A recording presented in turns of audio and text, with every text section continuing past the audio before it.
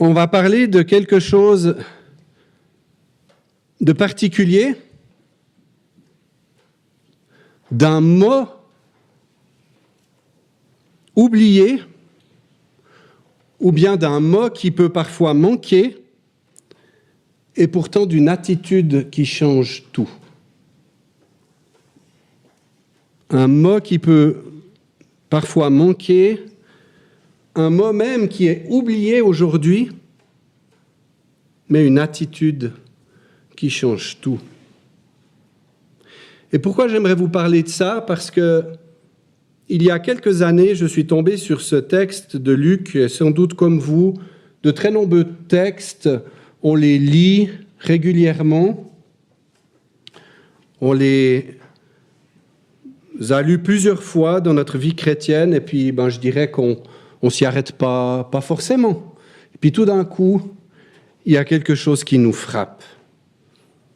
C'est ce qui s'est produit pour moi.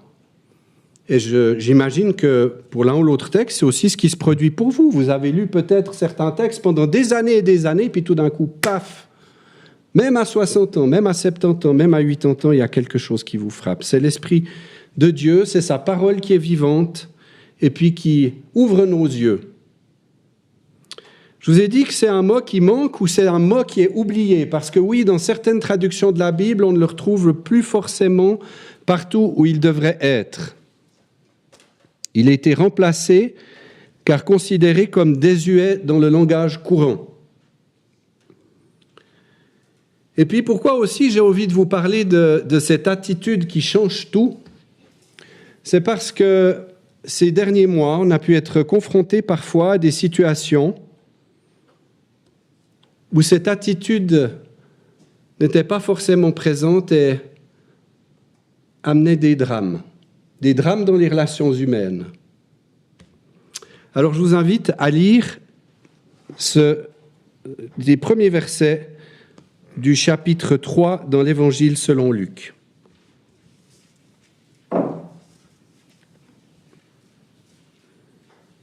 Or,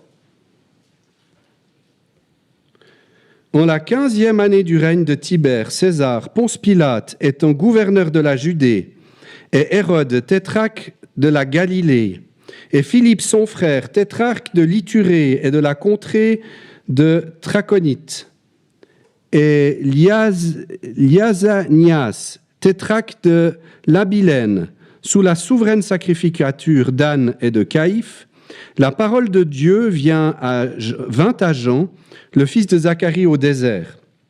Il alla dans tout le pays des environs de Juda, prêchant le baptême de repentance, en rémission de péchés, comme il est écrit au livre des paroles d'Ésaïe le prophète. Voix de celui qui crie dans le désert, préparez le chemin du Seigneur, faites droit ses sentiers. Toute vallée sera comblée, et toute montagne et toute colline sera abaissée. Et les choses tortues seront rendues droites, et les sentiers raboteux deviendront des sentiers unis. Et toute chair verra le salut de Dieu. Il disait donc aux foules qui sortaient pour être baptisées par lui, « Race de vipères, qui vous a averti de fuir la colère qui vient ? Produisez donc des fruits qui conviennent à la repentance, et ne vous mettez pas à dire en vous-même, « Nous avons Abraham pour père », car je vous dis que Dieu peut, de ces pierres, susciter des enfants à Abraham. Et déjà même la cognée est mise à la racine des arbres. Tout arbre donc qui ne produit pas de bons fruits est coupé et jeté au feu. Et les foules l'interrogèrent, disant, « Que faut-il donc que nous fassions ?» Et répondant, il leur dit, « Que celui qui a 2 tuniques en donne à celui qui n'en a point, et que celui qui a des vivres fasse de même. » Et des publicains vinrent aussi pour être baptisés, et ils lui dirent, « Maître, que faut-il que nous fassions ?» Et il leur dit, « Ne percevez rien au-delà de ce qui vous est ordonné. » Et des gens de guerre l'interrogèrent aussi, disant, « Et nous, que faut-il que nous fassions ?» Et il leur dit, « Ne commettez pas d'extorsion, ni accusez faussement personne, et contentez-vous de vos gages. » Et comme le peuple était dans l'attente, et que tous raisonnaient dans leur cœur à l'égard de Jean, si lui ne serait point le Christ, Jean répondait à tous disant, « Moi je vous baptise avec de l'eau, mais il vient celui qui est plus puissant que moi, duquel je ne suis pas digne de délier la courroie des sandales. Lui vous baptisera de l'Esprit Saint et de feu. Il a son vent dans sa main, il nettoiera entièrement son aire et assemblera le froment dans son grenier, mais il brûlera la balle au feu inextinguible. » Et faisant ainsi plusieurs autres exhortations, il évangélisait donc le peuple. Mais Hérode le tétrarque, étant repris par lui, au sujet d'Hérodias, la femme de son frère, et à cause de toutes les choses méchantes qu'Hérode avait faites, ajouta encore à toutes les autres celle de mettre Jean en prison. Ce que je désire partager avec vous ce matin, ce mot désuet, ce mot parfois oublié, remplacé dans certaines versions de la Bible, c'est celui de la repentance. Pendant plusieurs années,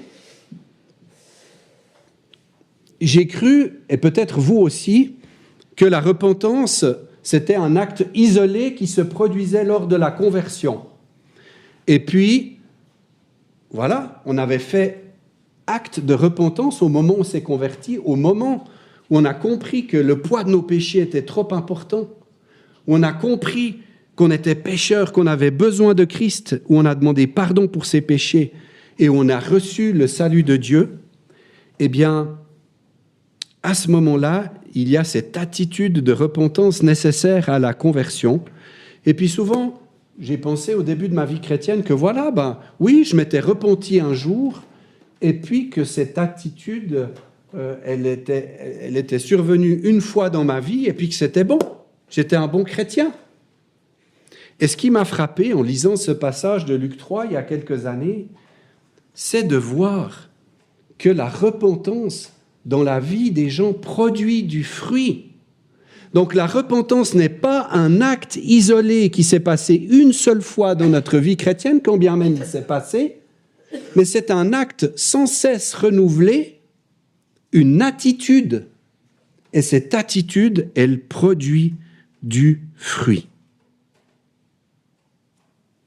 Et vous savez, c'est pas parce qu'on sème dans un jardin potager, les vieux disent qu'il fallait attendre que le Mont d'Or n'ait plus de taches de neige pour semer. Ça commence à être à peu près le cas, suivant ce qu'on sème dans le jardin. Mais vous savez comme moi que même si on sème, parfois tout ne pousse pas. Toutes les graines ne produisent pas du fruit. Et c'est pas parce que une fois il y a peut-être eu un acte de repentance que cet acte va devenir forcément une attitude. Et je crois que ce passage que nous allons lire nous montre que cet acte qui est nécessaire au début de la conversion, eh bien, il doit devenir une habitude de vie et il a des implications de manière très concrète dans notre vie de tous les jours. Alors, à ce stade, c'est peut-être l'occasion de définir qu'est-ce que c'est que la repentance. Dans son dictionnaire des mots bibliques, Stéphane Rennes et Gilles Despins disent « La repentance, c'est le fait de renoncer au péché et de s'en détourner. » Le fait de renoncer au péché et de s'en détourner. Une autre définition, celle qu'on trouve dans le dictionnaire biblique de René Pache, elle définit la repentance comme la tristesse qu'on éprouve de ses péchés et la douleur d'avoir offensé Dieu. C'est ça, la repentance. Et je vous ai dit que le but, c'était que cet acte, que cette attitude, elle produise aussi du fruit dans notre vie. Et comme je l'ai dit avec l'exemple de la semence qu'on peut semer pour un jardin potager, toutes les graines ne portent pas du fruit. Et Jésus, du reste, le dit dans une parabole, vous le savez. Il dit que certaines graines, suivant où elles sont tombées, elles sécheront, elles produiront Et puis, il dit même que certains grains de blé produisent tant, et puis d'autres encore plus, mais tous ne produisent pas la même chose. Alors là, on se trouve, le début du chapitre 3 nous donne quelques informations temporelles et quelques informations aussi politiques assez exactes, nous disent la période dans laquelle on se trouve, cette période où Jean le Baptiste a commencé à préparer le chemin de Jésus qui allait venir.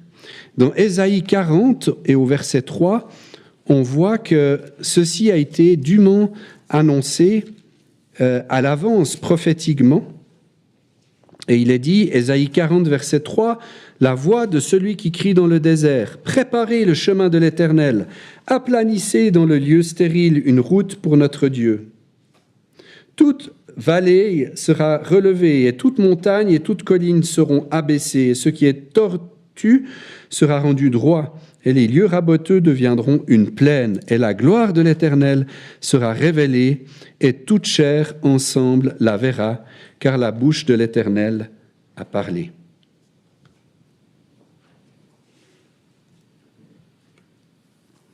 Donc, ce ministère de Jean le Baptiste pour annoncer la venue de Jésus et pour préparer son chemin avait été bien annoncé. Et j'aime bien rappeler que la venue de Jésus, si elle était arrivée comme ça de nulle part, si j'ose dire, ça aurait sans doute été quelque chose d'extrêmement surprenant pour le peuple, et il fallait sans doute cette préparation par Jean de ce chemin, parce qu'il y avait eu auparavant 400 ans de silence où la parole prophétique était inexistante, et Jean le Baptiste a été le premier à rompre le silence et à crier dans le désert. Dans l'Évangile selon Jean, au chapitre 1 et au verset 23, on voit ainsi ce ministère de Jean qui débute et qui dit, il dit « Moi, je suis la voix de celui qui crie dans le désert. Faites droit le chemin du Seigneur, comme dit Ésaïe le prophète. » Alors, je crois que de notre contexte, c'est très difficile de comprendre à quel point ces temps étaient spéciaux. Et on voit qu'est-ce qui se passe quand Jean le Baptiste prêche ce baptême. Au verset 7 du passage que nous avons lu, il disait donc aux foules qui sortaient pour être baptisées par lui. Donc, il y avait des foules. Ah, enfin, la parole prophétique est revenue. N'oubliez pas, Israël était le peuple de Dieu et ils avaient eu tout au long de leur existence régulièrement des prophètes, même pendant la déportation. Et ils avaient l'habitude d'entendre des prophètes, mais voilà que pendant 400 ans, cette voix prophétique s'était tue. Et alors que tout d'un coup, quelqu'un vient, est dans le désert et se met à crier, eh bien, la foule accourt. Oh, c'est qui? Est-ce que c'est le Messie? Vous imaginez? Ils se posaient tous cette question. Est-ce que c'est le Messie? Qui est-ce? Et ils viennent en masse pour être baptisés. Même si les paroles de Jean le Baptiste sont dures, puisqu'on voit dans ce même verset 7 ce qu'il leur dit « Race de vipères, qui vous a averti de fuir la colère qui vient ?» Donc, ce que leur demande Jean le Baptiste est le thème de ce que j'ai envie de vous apporter ce matin de la part de Dieu, c'est ce verset 8. « Produisez donc des fruits qui conviennent à la repentance. » Oui, c'est bien, vous voulez venir être baptisé. C'est une excellente chose. Vous allez recevoir le baptême de la repentance, le baptême de Jean. On s'arrêtera un petit peu plus tard juste pour dire qu'est-ce que c'est. C'est très bien, venez. Et c'est très bien aujourd'hui. La parole est prêchée. Et les gens, peut-être certains, s'annoncent en levant la main ou en faisant une prière où ils demandent à Dieu pardon pour leurs péchés, ils reçoivent. Tout ça, c'est très bien. Mais ce que dit ici l'apôtre Jean, c'est bien que vous vouliez le baptême de la repentance. Bravo. Mais produisez donc des fruits qui conviennent à la repentance. Ce qui va montrer la réalité de votre attitude, la réalité de votre cœur, qu'il s'est passé quelque chose dans votre cœur, c'est qu'il y aura du fruit. C'est qu'on pourra voir quelque chose dans votre attitude qui a changé. Renoncer au péché et s'en détourner. On doit pouvoir voir un fruit.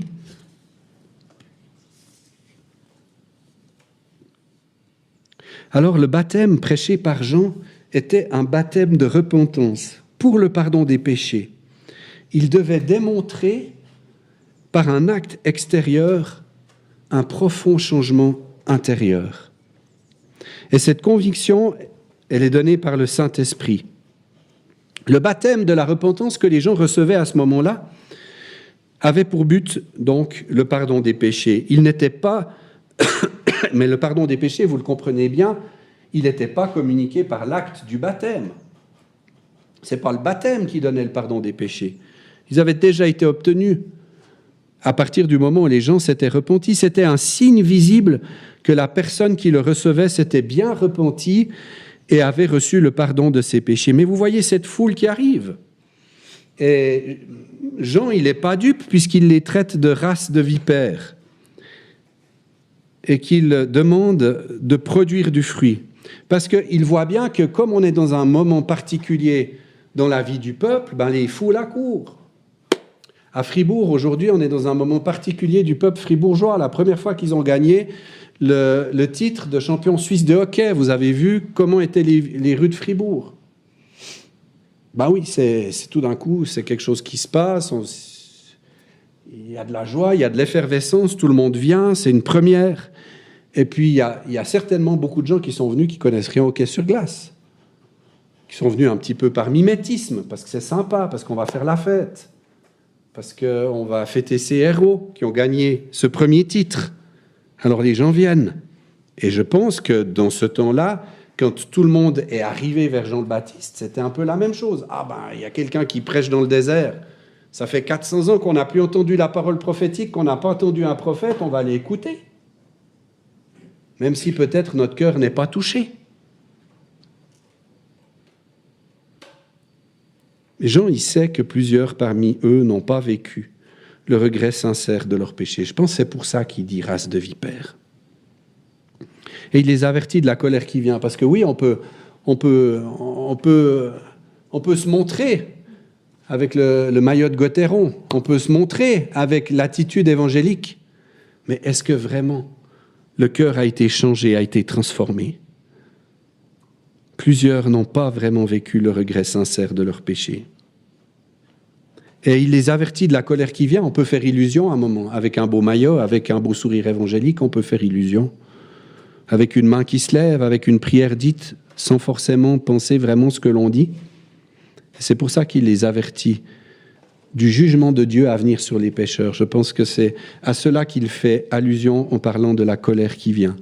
Il fait allusion au jugement des pécheurs. En disant, vous venez, peut-être vous avez reçu ce baptême, vous croyez que c'est un blanc-seing pour l'éternité, hein? Il y aura une colère de Dieu sur le péché et sur les pécheurs. Et si vous n'avez pas vraiment vécu ce changement dans votre vie, eh bien, vous ne pourrez pas échapper à cette colère de Dieu. Une autre chose qu'il leur dit aussi, il leur dit, au verset 8 toujours, après « se produisez donc des fruits qui conviennent à la repentance, et ne vous mettez pas à dire en vous-même, nous avons Abraham pour père, car je vous dis que Dieu peut de ces pierres susciter des enfants à Abraham. » Ah, voilà. Je fais partie de telle église, donc je suis converti. Je fais partie du peuple juif, donc toutes les promesses d'Abraham s'adressent à moi, je suis juif. La prétention, et c'est vrai que nous devons reconnaître, je ne sais pas comment s'est passée votre conversion, mais beaucoup d'hommes et de femmes résistent un peu avant de se convertir. La prétention humaine. Ah non, mais je ne vais quand même pas demander pardon pour mes péchés.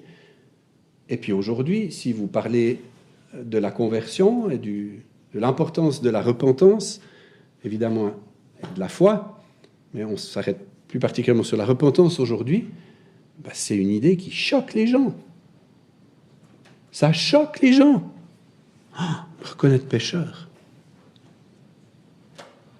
Surtout aujourd'hui, où quand on traduit quelqu'un en justice, on va toujours trouver une excuse pour essayer de diminuer, en tout cas l'avocat qui défend le prévenu, va souvent essayer de trouver quelque chose dans la vie du prévenu qui explique pourquoi il a commis cet acte irréparable. Ah, mais vous comprenez, il y a eu ceci, il y a eu cela.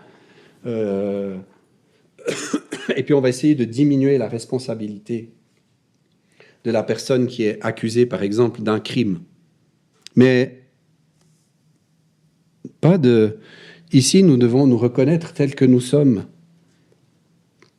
Et les prétentions du peuple juif de s'appeler enfant d'Abraham, ça n'a aucun effet par rapport à la repentance. Oui, bon, tu fais partie du peuple juif, tu es enfant d'Abraham, par le sang, mais par rapport à la repentance, ça n'a aucune espèce d'importance.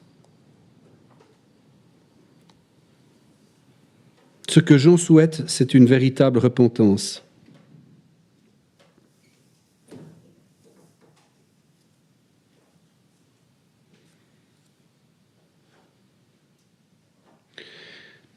Et on peut prendre l'exemple des Thessaloniciens qui ont vécu vraiment cette véritable repentance. Quand il est dit en Thessaloniciens 1, verset 9, « Vous vous êtes convertis à Dieu en abandonnant les idoles pour servir le Dieu vivant et vrai. » Vous vous êtes convertis à Dieu en abandonnant les idoles pour servir le Dieu vivant et vrai. Voilà une église qui avait un groupe de personnes qui avaient vraiment mis sa confiance en Dieu, s'était repenti de ses péchés, qui avaient donc mis de côté ses idoles et puis avaient eu ce désir de servir le Dieu vivant et vrai. Alors maintenant, je vous propose de regarder ces 4 attitudes que nous enseigne ce texte, nous enseigne l'apôtre Jean à avoir, ces fameux fruits de la repentance. Qu'est-ce que c'est que ces fruits de la repentance? La première attitude, c'est une attitude humble. Ne vous mettez pas à dire en vous-même, nous avons Abraham pour père. Le premier résultat d'une vraie repentance, c'est de ne pas se prévaloir de quoi que ce soit, mais d'avoir une attitude humble, reconnaissant notre état de péché. Les Juifs, ils se prévalaient volontiers de leur ascendance, mon ancêtre, un tel. Ils se prévalaient très volontiers d'être les fils d'Abraham.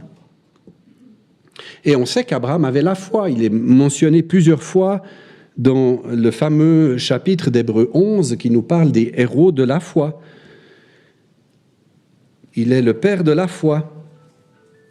Et ses véritables descendants, à Abraham, ce n'est pas forcément ceux qui ont le même sang que lui, mais c'est ceux qui partagent la même foi.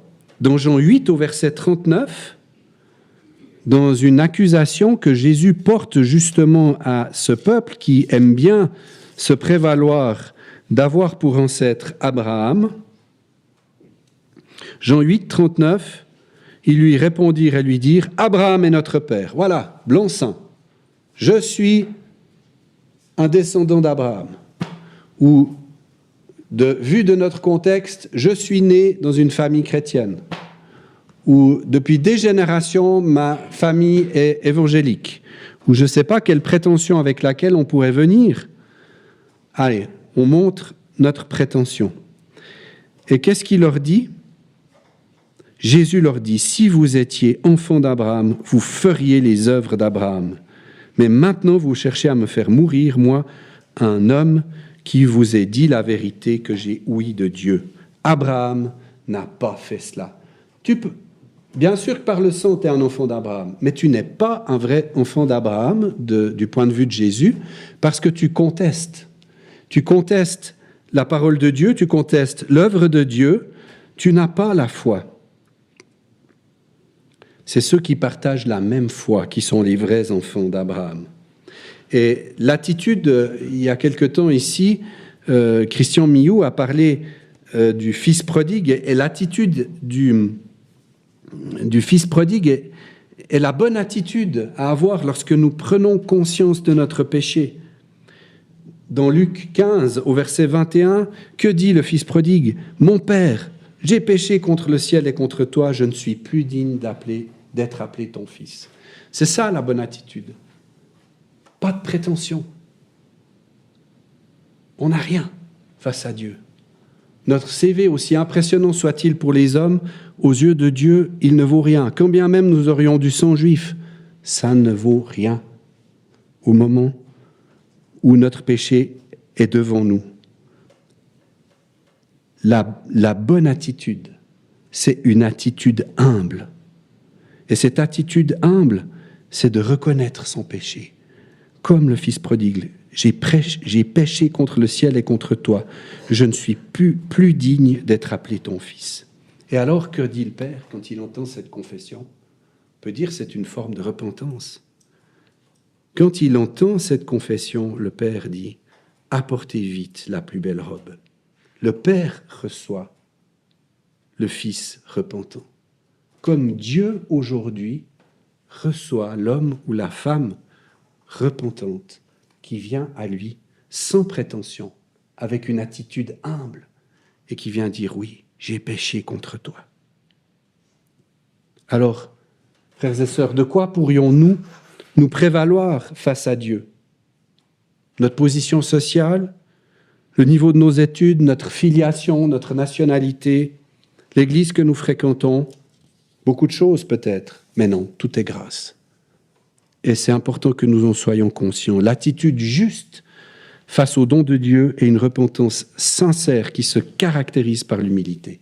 Voilà ce premier fruit de la repentance, une attitude humble. Le deuxième fruit de la repentance dans ce chapitre, c'est une attitude généreuse. Luc 3, verset 11, « Que celui qui a 2 tuniques en donne à celui qui n'en a point, et que celui qui a des vivres en fasse de même. » Un cœur qui a vécu une véritable repentance produit une attitude généreuse envers les autres. Nous ne pouvons pas rester insensibles aux besoins primaires, comme le vêtement et la nourriture, lorsqu'ils ne sont pas remplis.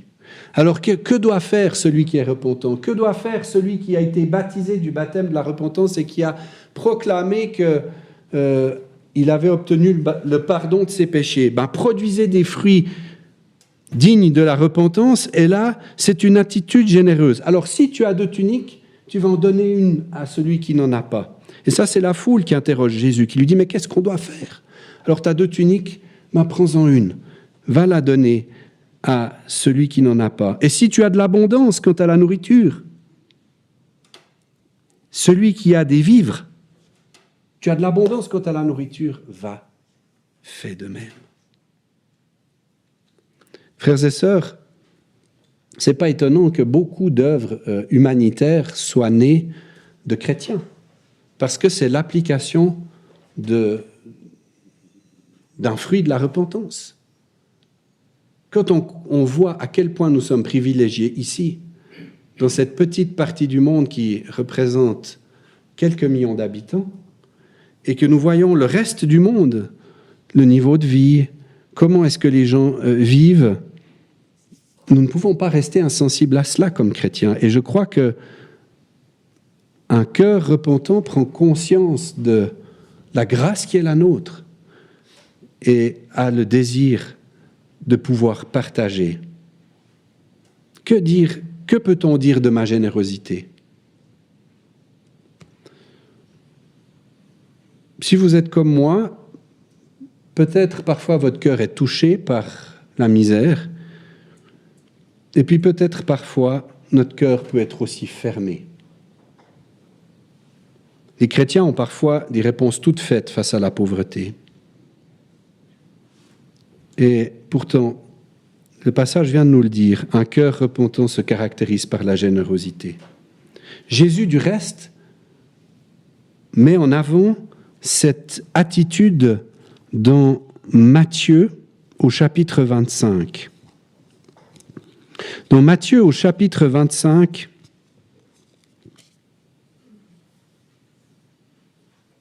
et au verset 38, «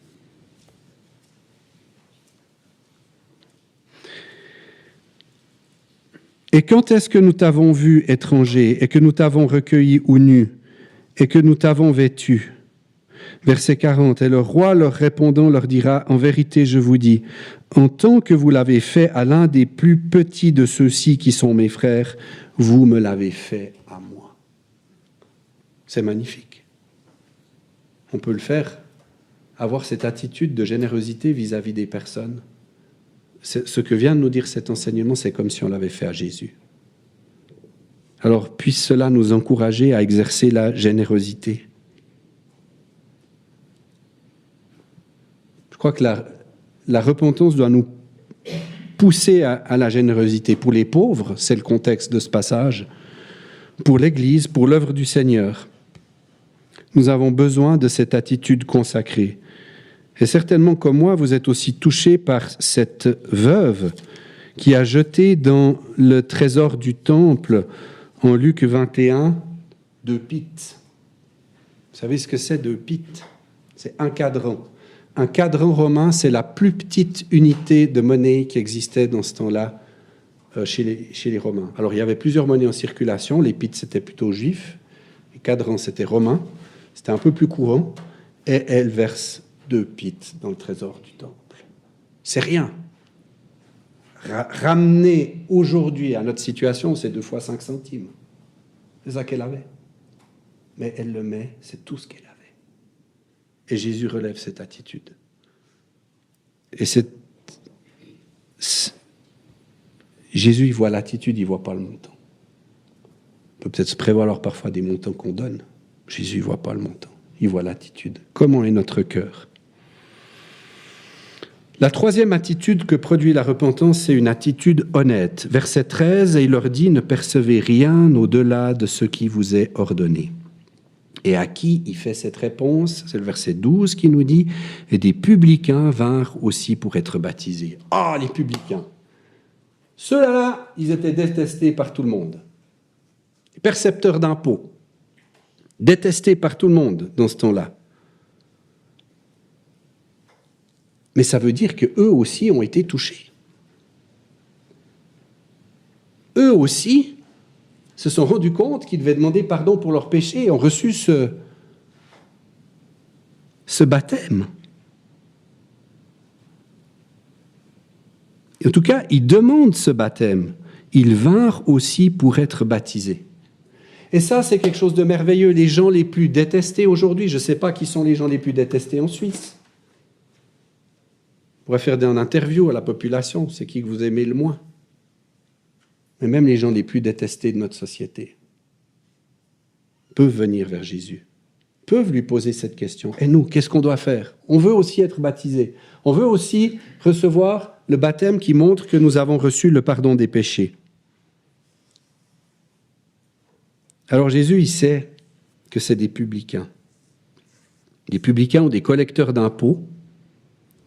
Et ce qu'il leur demande en particulier, c'est difficile dans la culture de ce temps-là, c'est de ne pas exiger plus que ce qui est ordonné.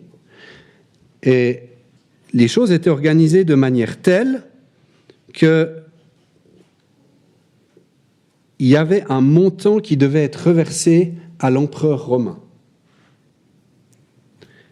Et l'habitude, elle était dans ce temps-là, et c'était culturellement accepté, Rome le tolérait, de demander un peu plus que le montant qui devait être reversé à l'empereur romain pour les besoins personnels du publicain.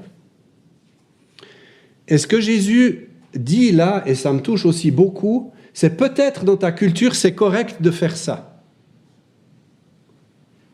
Je pense souvent à l'Afrique quand je lis ce passage. Peut-être qu'il y a des choses qui sont correctes dans notre culture, aussi ici en Suisse. Mais ce n'est pas correct aux yeux de Dieu. C'est peut-être correct aux yeux de tous ceux qui nous entourent parce que ça fait partie de nos habitudes sociétales. Mais ce n'est pas correct pour Dieu. Alors, vous allez vous demander, les publicains, seulement ce que l'empereur romain exige, et pas la partie supplémentaire. Et croyez-moi, le publicain qui commence à faire ça dans ce temps-là, il est seul. Tous les autres, ils font différemment. mais on voit la réalité d'un cœur repentant dans le fait qu'il est prêt à abandonner une habitude culturelle ou une manière de faire de sa société parce qu'il veut d'abord plaire à Dieu. Et ça, dans beaucoup de domaines de notre vie, nous pouvons nous poser la question, quelles sont les habitudes sociétales qu'on a ici en Suisse, qu'on tolère, qu'entre nous, ça ne fait pas forcément un problème parce qu'on a l'habitude, ça fait partie de notre culture, ça fait partie de notre société, mais ce n'est pas correct aux yeux de Dieu. Et en fait, c'est ça qu'il demande. C'est cette attitude. Ayez vraiment une attitude honnête, et puis vous ne réclamez pas plus que ce que l'empereur romain vous demande.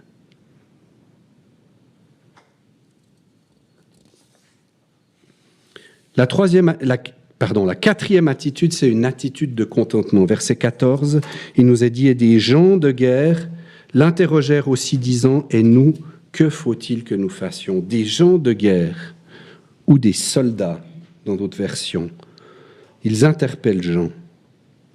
Alors, les soldats. Qu'est-ce qu'on peut dire des soldats dans ce temps-là? C'était très rare qu'ils étaient seuls. Ils se déplaçaient en groupe. Ils avaient des armes. Donc, quand les soldats arrivaient quelque part, on ne faisait pas le malin. Ils étaient certainement plus nombreux et bien armés. Alors, ces soldats, c'est des gens de guerre. Là, c'est intéressant parce qu'on ne sait pas forcément si c'est des soldats romains, l'occupant, ou si c'est des soldats qui étaient liés à l'autorité d'Hérode. Mais ce qu'on sait, c'est que culturellement, dans ce temps-là, quand on était soldat, on avait tendance à abuser de son autorité pour piller les familles et exiger de l'argent auprès de ceux qu'on oppressait. On va à 50 soldats vers une plantation, il y a peut-être une famille d'une dizaine de personnes, on arrive avec les armes, on demande vous remettez la récolte. Vous pensez que les gens faisaient quoi? Ils remettaient la récolte, ils n'avaient pas le choix. Et qu'est-ce que répond à cette question Jean le Baptiste? Il leur dit « Ne commettez pas d'extorsion, ni accusez faussement personne, et contentez-vous de vos gages, ou dans d'autres versions, de votre solde. » Vous recevez une solde, ça suffit. Pas besoin d'aller piller des familles, d'aller extorquer à des personnes ce que vous pouvez exiger parce que vous avez la force et le nombre avec vous. Et puis peut-être même parfois, puisque vous êtes les représentants de l'ordre, vous pouvez aussi proférer des accusations fausses qui vous permettent de peut-être mettre en prison quelqu'un, de prendre ses biens. Il y avait beaucoup de manières de faire pour extorquer et prendre l'argent des autres ou les biens des autres. Et ces soldats, ce que Jean le Baptiste leur demande, c'est de démontrer l'authenticité de leur repentance en ne commettant aucune extorsion ni fraude. Ne pas prendre des marchandises ou de l'argent à personne par intimidation ou par force. Et là, de nouveau, frères et sœurs, on est dans une habitude culturelle bien ancrée. Ça se passait comme ça.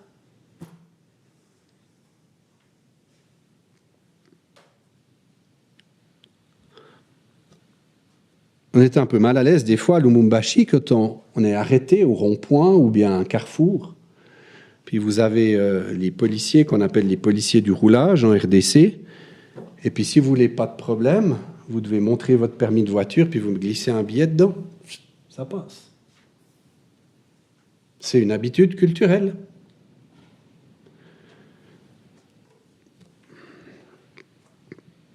Et puis, il y a des habitudes culturelles, encore une fois, qui sont peut-être correctes dans notre société ou dans telle ou telle société, mais qui sont contraires à la parole de Dieu, à l'enseignement biblique.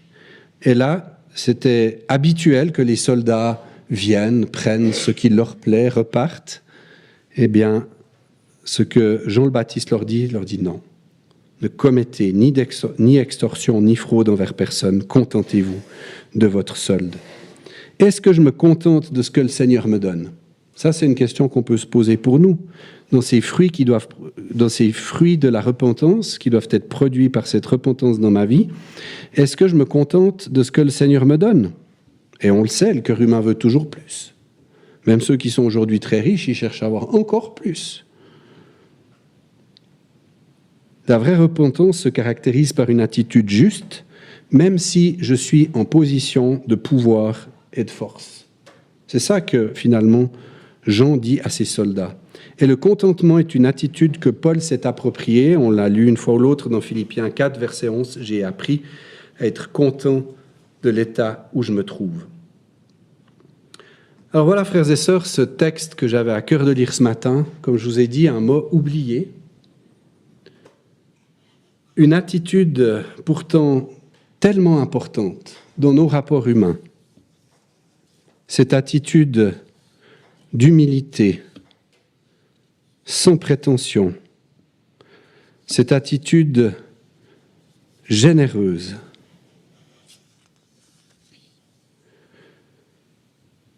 cette attitude faite d'honnêteté, cette attitude de contentement, eh bien, c'est des fruits que produit une vraie repentance dans la vie d'un homme ou d'une femme. Et la repentance, je crois qu'elle n'est pas un acte isolé et unique au moment qui s'y est passé au moment de notre conversion. C'est une attitude qui dure toute notre vie. Le regret de nos péchés, la tristesse d'avoir offensé Dieu. Et même lorsque dans la vie chrétienne nous péchons encore, nous pouvons manifester cette attitude de repentance. Seigneur, je te demande pardon. Mon cœur est si dur, pourtant tu l'as transformé, tu l'as changé, mais aujourd'hui encore, parce que le péché habite encore en moi, la chair est encore présente, je t'offense. Et je veux avoir cette attitude de repentance encore aujourd'hui vis-à-vis de Dieu, demander pardon pour mes péchés. Non pas pour obtenir le pardon judiciaire, parce qu'il a été déjà obtenu à la croix et lors de ma conversion, mais pour obtenir le pardon paternel, comme on dit, le pardon dans le cadre de la relation que nous avons d'enfants avec leur père. Cultivons cette attitude. Combien de situations difficiles d'église, combien de situations compliquées de famille, combien de situations dramatiques au travail pourraient être vécues bien différemment, et j'ajoute même combien de situations difficiles de couple pourraient être vécues bien différemment si la repentance produisait son fruit. Nous n'allons pas jeter la pierre à personne, nous allons regarder d'abord qu'est-ce qu'il y a dans notre propre cœur. Oui, est-ce que dans ma vie, la repentance produit-elle du fruit? Est-ce que ces attitudes que nous avons vues peuvent être vues à travers moi? Eh bien, que le Seigneur nous aide, parce que nous avons vraiment besoin de son esprit pour vivre cette attitude-là. Nous avons besoin de sa force et ne résistons pas.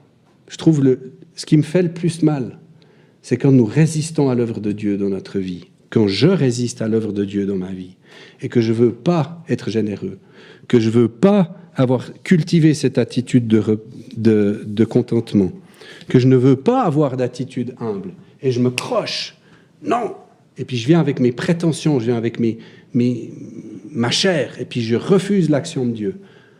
Eh bien, frères et sœurs, non, que nos cœurs soient attendris par la grandeur de notre Sauveur, lui qui est notre exemple, lui qui nous a montré dans toutes ces attitudes-là comment vivre. Eh bien que son exemple nous fasse du bien, nous encourage. Et demandons au Saint-Esprit de continuer son œuvre en nous pour que vraiment ces fruits de la repentance soient vus à travers nous. La repentance n'est donc pas un acte isolé qui n'existerait qu'au moment de la conversion. C'est une attitude constante, humble, généreuse, honnête et faite de contentement qui se montre tous les jours et qui exprime la réalité d'un cœur transformé.